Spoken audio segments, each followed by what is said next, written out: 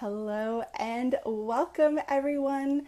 So glad to have you here on Best for Women Live. We are here on to it is today a holiday Monday, so our time is a little different, and we're super excited to have everyone join us. So today I'm really excited to be joining with you with Dana Castro. She is a phenomenal photographer, and she's here today to talk to us about photography for your brand. It's an exciting topic. It's one I know we've touched on a little bit before, but one I'm really excited about because Dana has use this as part of your business development, as part of your overall strategy for your business. So we've just invited her in. I'm seeing she's joining, and here she is. Fabulous. Good morning. Hello, hello, morning. How are you Happy doing? holiday Monday. Happy holiday Good. Monday. I know. It's good. Sun is shining. It is. Here I am working on graphics for us, and I'm like, oh yeah, we actually scheduled this for 9, not 9:30. Yeah. Whoops. It's the holiday when your whole time scheme is just totally screwed up. Yes. Yeah, absolutely. Same here. All discombobulated, but we'll get back into the rhythm. Oh, it's perfect. Well, we're here together, so it's as good as it Yeah. can be. Amazing. Well, I'm so glad you're able to join us today. So thank you so much for taking the time. I'm really excited. So before we jump in, I know we're going to be talking about photography for your brand, but before we get there, Dana, do you want to take just a couple of moments to introduce yourself to everyone and who you are? Yeah, so I'm Dana. I own Three Crowns Studio on Instagram. I'm Three Crowns Branding. I do professional brand photography as well as some web design in there too. That's my corporate background. For women, mostly entrepreneurs, but I mean 99% of my clients are women in business. I'm based in outside of Toronto, and yeah, I kind of travel all over the Southern Ontario area, capturing amazing, dynamic entrepreneurs. Amazing. I love it. And what I really love is you're quite literal about that with the traveling everywhere. So Yeah. some of the things I've seen, like, tell us a little bit about some of the places you've done photography, because I've seen indoor, outdoor, amazing Mhm. sets, like all kinds of stuff. Yeah, so most of my photography is studio based, because a lot of my clients have either a service-based business, it's hands-on, or just something that like doesn't really lend to outdoors. Although I do love getting my clients outdoors. It's nice to be able to just have a change of scenery from like working and desk shots. And I think movement helps people show off their personality. So I sometimes try to get them outdoors to do that. But we're really lucky in Ontario to have such beautiful spaces to shoot out of, whether that be a studio or like Airbnb. So I've been all over. I go to Barrie, I go to Kingston, I go to, Niagara. So yeah, I'm willing to travel, and I like traveling within reason. Has to make sense for the client and me. So Okay, that's pretty cool. I hadn't thought of an Airbnb as a photography studio. hmm they're good. Usually you have to approach them like and sort of ask, like it might not be something that they've considered, Yep. but if they're up for it, it's a great opportunity to get a space that might be more geared to something very specific that a client wants, because although we do have lots of great studios, if somebody's looking for kind of let's say a very specific like kitchen setup, we might not be able to find that. And so I kind of have to get creative in sourcing it. And it's also fun for me because I get to have more variety in spaces that I'm into. I love it. And how did you get into photography? What led you down this path? That's a really good question. I got it. I, got a camera as a gift, and I played around with it a little bit, and I knew that I liked it. Like I knew it was interesting to me. And then I just held on to it for years and years and years. And then in sort of like between 2015 and 2018, I really started to shoot regularly, and sort of kind of play around with sort of like some settings creatively. And then by 2019, I was like, I think I can charge people for this. I don't know. And then it just slowly built from there. But my love of the actual craft of photography really kicked off in 2018 and 2019 when I was really jazzed and like obsessively like trying to recreate things that I had seen and figuring out how to do that, kind of like a puzzle that I wanted to solve. So yeah, that's where my nerdy side really got dug in there and started to really be really passionate about it. Okay, tell us about your nerdy. You can't leave a comment hanging like that to an engineer. So tell us about this nerdy side. What was I before just 2018? What was I the nerdy part? like before 2018. I Yeah. think I think I really like gear in particular. Like I know that that can be intimidating for some photographers, like the lighting and the triggers and the modifiers and all of that stuff can be really intimidating because it's just more stuff that can, I guess, go wrong, more settings that need to be set up. But I really got excited about that part, and I really tried to. So I would often try to like get an image that I saw, so say it was a really cool product shot, and then I would try to see, like, I'd try to work back and try to Mm. recreate how they got the lighting to be a certain way and the angles, and you know, it was just, yeah, I just sort of tried to decode it. And that I'm a really hands-on learner, so that was the best way for me to do it. So yeah, I just, that's where I kind of nerd out, and I still will like spend hours reading about gear, like the latest light and the, yeah, I just, yeah, we'll do that often. I love it. I love Yeah. it. And is this a career? I'm going to ask, you don't have to answer. Is this like a career pivot? Did you start somewhere else before that? I kind of fell into it.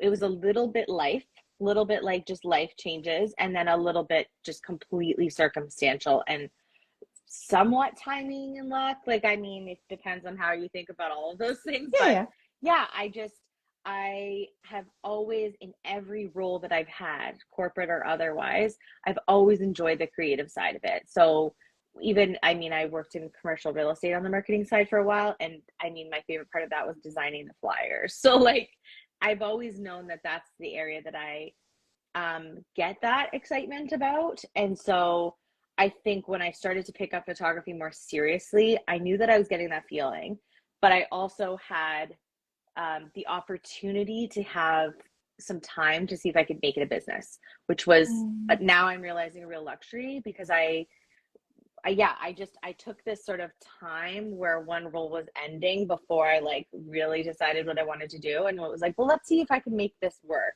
Let me give myself a few months to see if I can really see myself doing this. And small business ownership was not something that I ever considered. It's not surprising now that it's weird that I had it, but yeah, and sort of just like having a couple months to really go for it, like that timing just worked out really well to the point that now I have a business. So it was, I think, a timing would be the short best answer for it. Oh, it's perfect. And I really appreciate what you say because being skilled at the craft is not the same as offering it as a business owner. Absolutely. Absolutely. I know so many talented photographers that have expressed to me, like, I love the photography side of it. That's my favorite part. I just want to shoot all day long, but I can't stand the business side of it. Like, it gives them hives. They just don't want to do it. And there's options there, right? You could hire someone to help you with that piece if you wanted. But I think that some people think it takes away from the creative, passionate side of photography, when you're worrying about making clients happy. I personally don't feel that way. I feel like I can do both of those things. I can be creative with my clients at the same time as getting them what they want. I have really trusting clients too. So maybe I'm just lucky in that regard, but you are right. It's the business side and the creative side are two different things. And if you can't mesh them together, it's going to be tricky to make it work. Stressful for sure.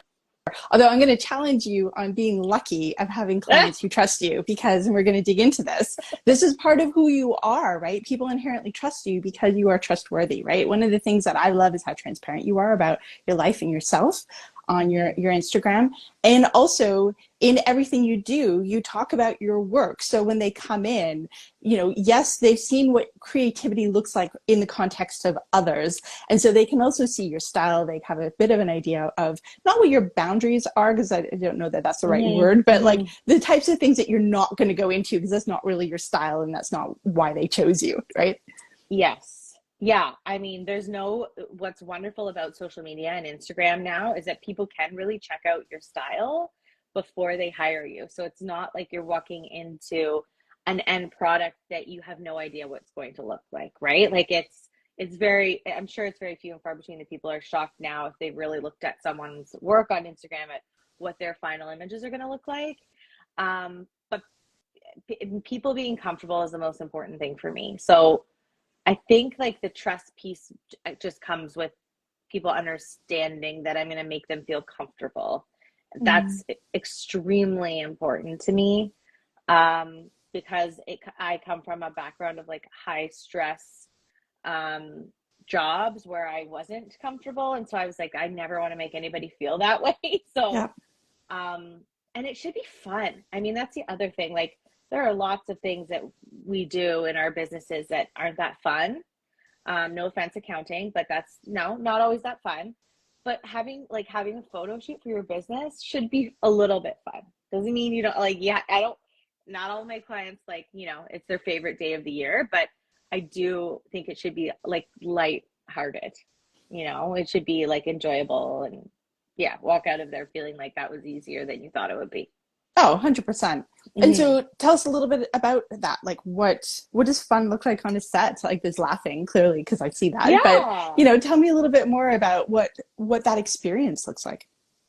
I think it's like not taking yourself too seriously, Mm. right? And letting go of obviously any insecurities or hangups you have about your body, right? That's big for women. Well, everybody, but I see a lot of women and just letting that go and letting me take over and find your best angles. And I also think that allowing some breathing room within the shoot for that creativity to happen. And I sort of just, not that I force it to happen, but although we might have shots that we need to get, so a client might say, well, I need, a headshot and I also need a main shot for my website. So we have the shots that we need to get, but then sprinkling in moments in there where we just are like, let's try this. It might look terrible. It might not work. It might, we might not use it, but let's try it. And then usually I find that like giving credit to my clients too. Sure, I can try to make them feel comfortable by being approachable and chatty and all of that and fun and joke around and we play music. But it's really in like the latter half of the session too that you see people like get more comfortable and drop their guard because they're just right. You're just warmed up.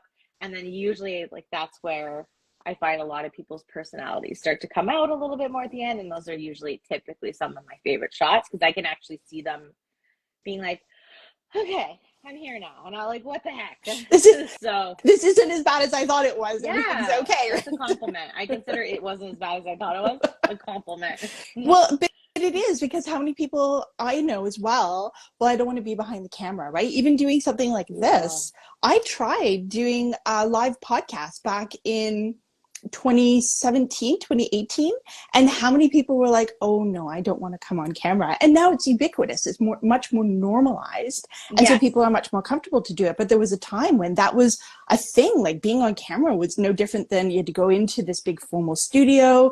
There just wasn't, there, there wasn't the same Mhm. accessibility that there is now. It was such it was almost like being in a studio, like TV. People associated it with like TV studio, Yes. like this permanent image forever. I think people it is a matter of practice too, right? Like Mm. it's ripping the band-aid off a little bit, jumping in there, realizing it's not as bad as you thought, and then doing it again another time. Like I do, people are like, "Oh, you're so comfortable." I'm like, "Well, I've done it, dozens of times now." So now I'm just like, there's no inhibitions, and I know like not every shot when I have a branding shoot, not every shot do I love every single one and I love my body in every single one and I feel great about everything. No, but I know when I'm in the shoot, like whatever's happening, I know I'm going to get great images out of it. And so that's where I'm just kind of like, let's try all these things. Let's do it. Let's see what happens. And then be pleasantly surprised with the results. So, Which I love. Okay, so let's talk a little bit about the results because mm-hmm, the photography is a process, right? And mm-hmm. it's an experience, it's a process,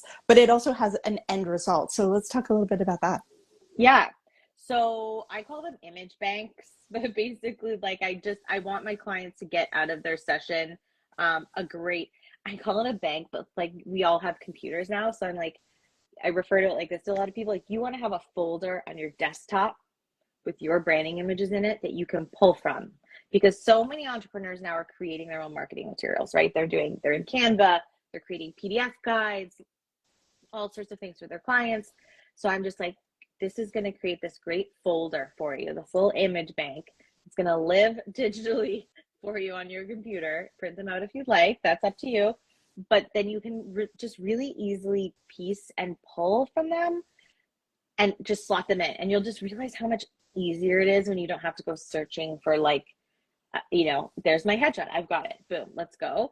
So those are the results that, like, in terms of the practical usage results that I want people to have.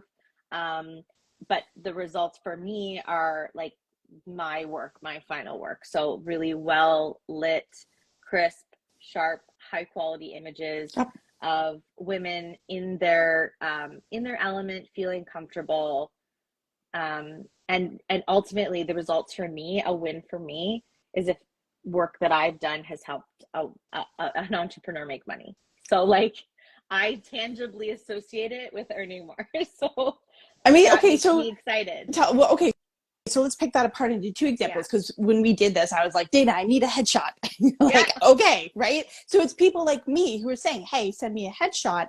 And it's interesting because there are people who send me a headshot where it is, and I can use it easily because there's space around it, right? Open space. Mm-hmm. And then I have other people who send me something with such a complex, like my frame right now, such a complex background that if you were gonna like reduce it, it would look distracting, right? Yeah. So even the application makes a difference, because this is fine as a headshot.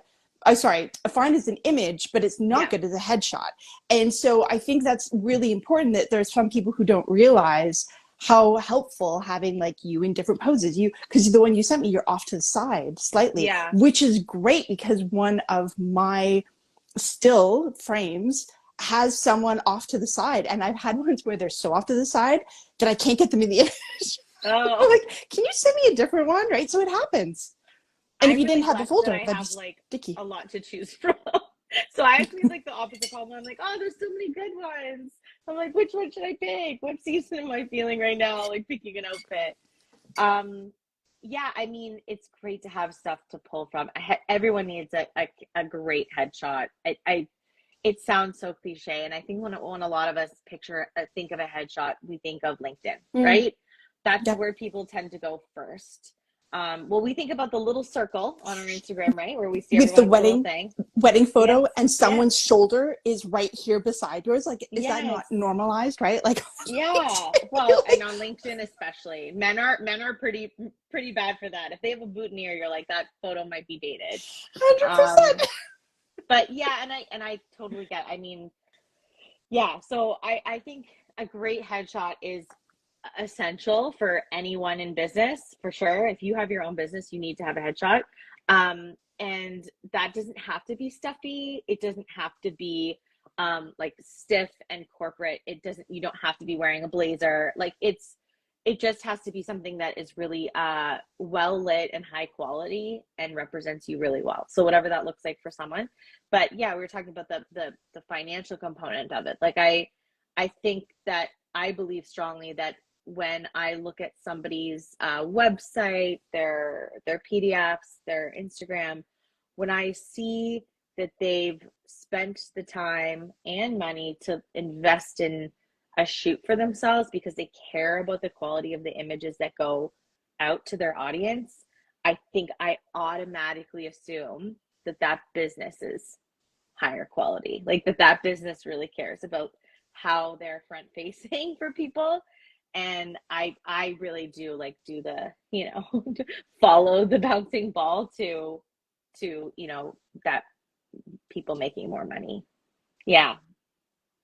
And also the more you get your face out there, the more people are going to really know who you are, and then possibly book that discovery call with you because you're actually showing your face, because there's so many people that have amazing content, but you don't actually know who they are. Yeah.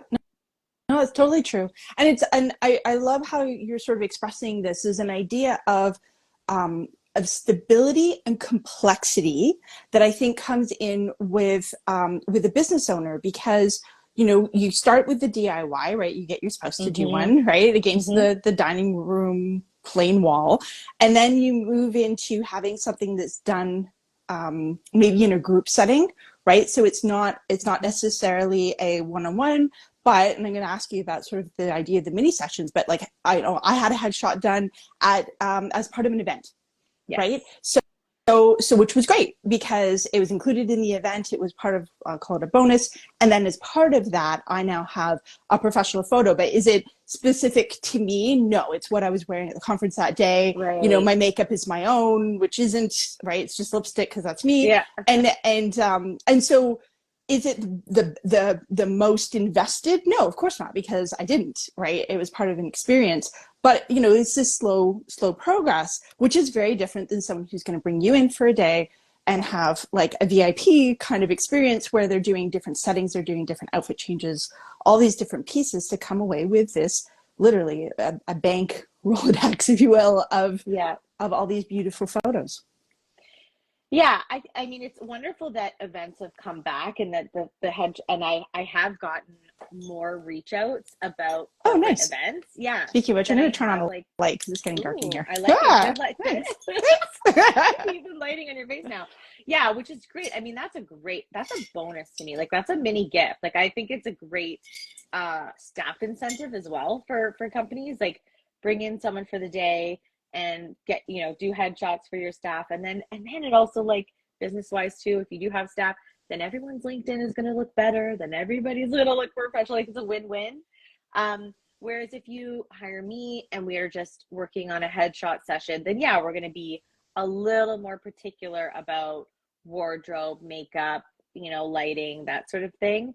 And we can really make it more specific to you. I like to get for a headshot session, I like people to bring in a few different Nice. outfits. So yeah, I want that variety for people to choose from. And during a headshot session with me, they take about 30 to 45 minutes and result in 5 headshots in the end. So I Oh, nice. ideally would like someone to have like a couple of different versions of that headshot and Yeah, then yeah. come out with that, as opposed, whereas you mentioned the branding session, which is a little bit different. Like we do headshots within the branding session, but we're looking for, to build that variety out a little bit more for them during that. Okay, so let's touch back on that. Why would someone do Mm-hmm. a branding session, right? Like, tell me more about photography as a brand, and then where that starts to cascade. Yeah, I mean, to me, if I were to choose, if someone were to ask me, should I do a headshot session or a branding session? It's really about budget at that point. Like I would always say do a branding session because you're going to get headshots within that. The headshot session folds into that. So you're getting that as well as getting a lot of other images that you can use. Not everybody needs it, right? If someone's on a budget or they're just, they need one great shot for an announcement or an article that they've done, then that's where the headshot, session is a little bit quick and easier for people and a little less stress. The branding session is really meant for businesses that are trying to get their face out there, that they need images for their website, for all of their materials, and they're really looking to capture a variety of images that capture their business together. I think the best way to describe a branding session would be maybe to tell you about one of them So that I've I was done. And just like, going to say, yeah, can you okay. tell us about some of the, because, we can talk about a Yeah, variety of images, but yeah. like, I don't know, what's a variety of images? So yeah, Oh, dig in. it's so hard because like we're talking about it and I can't show you the images, whereas I'm a visual person. I'd love to walk you through one, but I can give you a great example. So I worked with an acupuncturist and we did some sessions in her clinic. So on the table with Nice. a client, doing hands-on work, right? So this is her with her hands on a client, and this is what it would be visualized to be in this room with her and have this experience with her. So that was sort of one part of the session.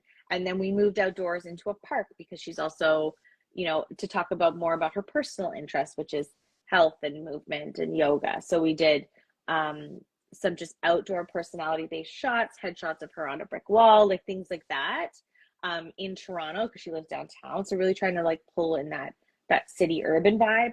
And then we also did shots of her teaching a yoga class because that's part of what she does too. And so we completely changed into more athletic wear. She brought some students in and mats down, and we did that on a white background space.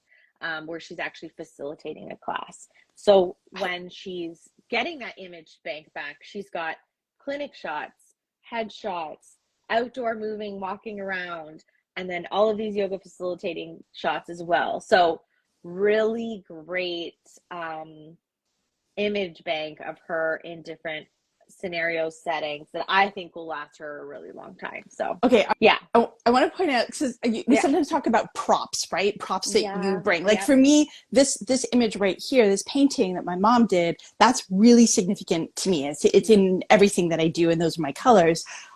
So that might be like, you know, as a highlight, that might be an example of a prop. But I love that her prop were people. It's like she brought other people to the session, because she's not alone. Like I coach. And so for me, you know, and I don't coach in person on a couch, I coach on the phone. So for me, that wouldn't be a fit, right? So now we're getting into like, what does it look like? That wouldn't represent what an experience is like with me. We're not going to sit in the same room.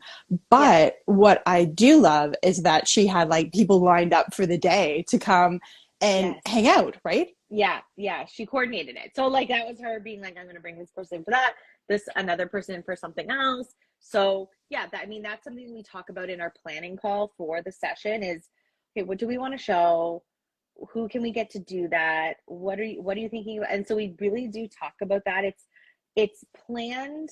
There's planning that goes into it, but there's still room for it being fluid. So kind of put everything in its place, and then we go for it when we're in there. But yeah, props can be people can be props, especially if you're you've got a business with clients that you're seeing in person. I mean, to me, if I could insist on that and make people do that are seeing clients in person, I would. I can't force them to do it, but highly recommend. that's hands-on, anything that's hands-on. So like obviously the one that massage therapist, like those ones where anybody might be like touching someone else, we got to have another person there to have those shots of you doing it. And that usually people totally see the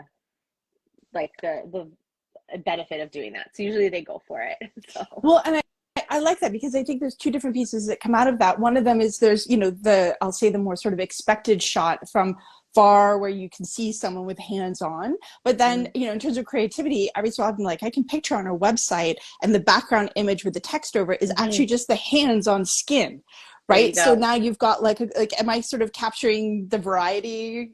Yeah, I mean, stock. So we're kind of talking a little bit more about stock shots in there, which is great too, because I love stock shots, but those in between moment shots. So if that is just, you know, I'll go back to the practitioner. So like she does a thing where she like a cupping thing with a light and fire, and it goes in the thing. I'm probably just not describing it properly, but it looked cool. And so I'll make sure I get some more style creative shots of her doing that she can also use for those things. So when I do those, we don't necessarily have a specific purpose for those shots, but some of them, sometimes it's just for me, because I'm like, ooh, that's a cool shot, I want to get that. And then I just include that in their gallery, and I'm like, I hope they use it because I really like it. Yeah, so it's those in-between shots sort of just happen while we're flowing, getting the things that we really need. And then sometimes I don't know where people are going to use them, and then I'm pleasantly surprised at where they do. Like they pop up. I always go and check out their sites after they use them, just because I get really excited because I get to see them in action, and that's exciting. So I'm always like, oh, cool, they use that one there. That's perfect. I didn't even think about that. That's a great space for it. One of the things I also really love, just on that note, is that you also use your platform not just to showcase you, but to actually help spread the word of your clients. Because I mean, one of the things we know is, as any small business, there's like 1 million small businesses in Canada, right? It's a lot of people who are trying to be seen and be acknowledged for their work. And so what I love also is, you know, every so often on your feed, you're like, oh, I'm so excited. And you'll like show how the image got used, right? And of course, there's a double purpose. You're showing your work in their work. But for me, it's the flip side that I see. I see you celebrating your network. So tell me a little bit about, you know, because as a photographer, you're connecting, but you're also working on your own in a way. So tell me a little bit more about how networking plays out for you. When I like just networking in general, when I first started my business, I was got my butt out the door. My butt was out the door like 3 or 4 days a week at different events and at different networking things. One, because I was really trying to understand this world of small business ownership. And so I kind of that was a great thing to see other women and be like, okay, you're doing this and you're doing all right, this can work. I can visualize having a business and this actually being something that I can um, make money off of. And then, obviously pandemic years when everything went online and there was a lot of networking there. But I'm lucky now that I have such amazing clients that most of my subsequent clients come from referrals. So my networking sort of happens there Which now, is brilliant. which is That's the great. best. That is the best way, Yeah. right? The best way. Yeah. I meet the best, I mean, my best clients and me other awesome clients. It usually works like that.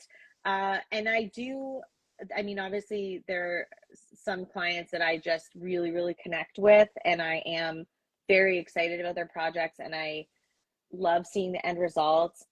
A lot of the times that's because they've shared with me how they've gotten to that end point, especially those with a product, with an actual physical product that they've gone from beginning, middle to end to create, to develop, to test. Like once that's out, that's their baby and it's really important to them. And so I do get excited about sharing that and their expertise and everybody's different. I know I have clients in the same industry, but they're all different in who their what their niche is and who they serve. And so I hope that I'm leading people to each other too. That would be great. Sometimes I don't know where it ends up, but that's exciting if it does happen. And also to see that support come back is always very humbling, and I'm not super comfortable with that praise, but it's really nice. That's when I go, okay, maybe I know what I'm doing after all. You do. Maybe I do know how to turn the camera on, push a button. And then for yourself, you also have a network that if I remember correctly, you also have a network within other photographers as well, because Yeah, that's a yeah, huge referral part. Sometimes you're booked. yeah. Sometimes I book, yeah, and we do. So this really happened quite organically. In 2019, I want to say, a couple of us just started chatting on Instagram. This is why I loved Instagram so much. We started chatting on Instagram, and we were like, let's get together in person and like just bring our cameras and see what happens. And we all got there, and I think we didn't realize how much we all needed it. Like that community, also needed very honest conversation about the industry and where it's going. And then it really just snowballed from there. And we were like, okay, well, let's make a group. Okay, well, let's make a web page. Okay, well, let's like make this a more regular thing. So it's great. And it's also, yeah, you were saying as a referral network, that does happen in the group. Like we do pass off projects if any, hey, I'm not free, is anyone else available, here's the info, reach out and just do that sort of thing. And it's great as well because there's things that I don't do. So if Mm-hmm. someone comes to me and asks me specifically for something, so I don't shoot weddings, and I did one last weekend for a dear client, but I don't typically shoot weddings. And I don't do families anymore except for some very dear clients. And so those are things that I don't do. And so it's really great to pass that off to somebody else in the group that does do it. And also that I trust, like I would never want, I'd never want to send someone to, and them have a negative experience. So at least I've met these women. I know that they're talented. I've seen their work. I know how they make other people feel comfortable in front of the camera. So it's really a win-win. And we do some social stuff too. Like we go out to dinner sometimes, just as a dinner. It's not always with our cameras, but and that's fun too, and that's social as well. And we talk a lot about pricing in that group, so it's great too to talk about pricing and encourage people to value their Oh, work. you know what? That's so important because it really comes from transparency, right? Mm-hmm. And it's a combination because a lot of people in isolation will charge way less than market rate. partly because they're like, oh, well, and then insert reason why you're not good enough here. Right. And then or I don't have access to, or well, that person does X and I only do Y, right? There's all kinds of reasons why we diminish ourselves, and it shows up in our pricing. And then the flip side to that is when you have others who are establishing, I'll say a benchmark, right? Because there are always Mm-hmm. circumstances. There's the person who would really like this and you want to invest in them for some, there may be a reason why you want to invest in them by giving them a different price. And so there's all kinds of reasons why prices don't have to be what they are. And at the same Mm-hmm. time, it's really great to have that level of transparency and conversation, which we don't Yeah. see a lot of. Yeah, and I think it's hard to approach that conversation in groups sometimes because everybody's coming into their business with different needs and requirements for at home Yep. too. And that's where it goes, well, here's what I think, but if you're it's very different if you're trying to replace a salary income with a small business versus, hey, I really love doing this and I'd love to make some extra income. And so we're all coming in at a different place. Yeah. But I think that what has happened in the group that's been really positive is us talking about not including everything. Does that make sense? Like, not, I think a lot of photographers, at least, I know we're people pleasers. And so we just want everyone to like us and like our work so much. And so we just sometimes give a lot to our clients. And that might mean in terms of images, in terms of time, in terms of extra editing. And that I think that's something that's been really beneficial from the group too, is being like, hey, this is a lot of your time. And so you're going to get really tired if you keep doing that. And you might not love this as much anymore. And so kind of limiting, what you're giving to your clients in terms of the output, in terms of the image number, in terms of the time that you're spending editing their things, gives you an opportunity to kind of understand that people are okay with those boundaries. Yep. Whether it's like, hey, I give this many images, and if you'd like more, that's no problem. We can work out a price. And so I think that's where the group has been good too, is because there have been some people like, oh, I just send them everything I have. And I'm like, oh man, that's a lot of time and a lot of work. If that works for you, that's okay. But, just know that a lot of us are kind of putting some limits and some parameters on that. And that our clients are totally fine with it, and that it provides more balance for us at home. Yeah. And Have you considered? And I really Yeah. love that you share that, because so in a past life I used to be a web developer, and that's exactly what we did. We had, here's the cost for, like, here's basically the proposal, and then the last page of the proposal was basically a price list of if you'd like, right? And here's all the things we know that you're likely to ask for, and absolutely we are able to do that. We're happy to do that, and here's how much it's going to cost in addition to the proposal. So it was sort of the base proposal, and then here's sort of the a la carte, if you will. Yes. It allows you to develop a formula a little bit too. So, because now I know, like, my standard branding session, I know how many images it includes, I know how long it takes me to edit. And that sort of allows me as well to plan my month out a little bit better, not get overwhelmed by a backlog of work, to know how many sessions I can handle a week and still, have time to watch some trashy reality TV and do all the other stuff instead of just sitting in front of my computer. Because I'm a workaholic. So if I don't put limits on those things and the amount of images that I'm giving to people, being a people pleaser plus a workaholic together leads to me completely forgetting about taking care of myself. And then next thing you know, then I'm not happy anymore. So I love that. Dana, is there anything we talked about today or anything you want to talk about today that we haven't touched on? No, I think, like, I probably sound like a broken record, but it's really, having a branding session does not need to be overly complicated. It does not need to be, it should not stress you out. I really want people to come into it knowing that they're going to have a good time, that they're going to be so glad they did it after they did it, and then it'll just make it easier for the next one. So don't think it has to be this huge to do where you're like, shopping and doing all this stuff. It really does need to be that. You can just come into it. I will guide you along the way, and you'll just be happy when you did it. But yeah. Amazing. I love that. Thank you so much for joining me today. This Thanks has been for super having fun. me, Brooke. The time just flew by. So thank you for your patience with our start Of time course. and really glad to have you. Yeah, I'm glad to like talk face to face on camera. This is our first chat like this. No more voice notes, Brooke. We have to talk on camera now. I'm all for that. Just You for like those a of you, voice note as much as I do, so I was just going to say, for those of you listening, we have a lot of fun. We tend to chat fairly often, yeah, actually, and the yeah, majority of it is we don't chat. We chat, yes, but asynchronous, and I actually yes. I value that. I agree. Just get on there. It's easier. It's faster. Oh, and it's nice. It's nice to hear someone's voice. I know, and you have such a nice, calming, like lovely voice, actually. So Oh, well, it's thank you, very, my it's friend. always nice when I hear your voice. Well, I appreciate that so much. I have a wonderful rest of your day. Thank you again. Yeah, And enjoy is the there any? weather. Thank you. I will. I will. Is there any final word that you wanted to share before we sign off? No, just reach out to me and send me a DM. I'm really accessible in the DM. So if people just want to chat, you don't have to be like, it doesn't have to be to book a session. If you have a question, I live a lot in the DM. So send me a note if you're just wondering or you just want to put it on your radar. I'm here. Amazing. I love it. Thank All you so right. much. Have Thanks, a Brooke. wonderful rest of your day. Bye, everyone. Bye.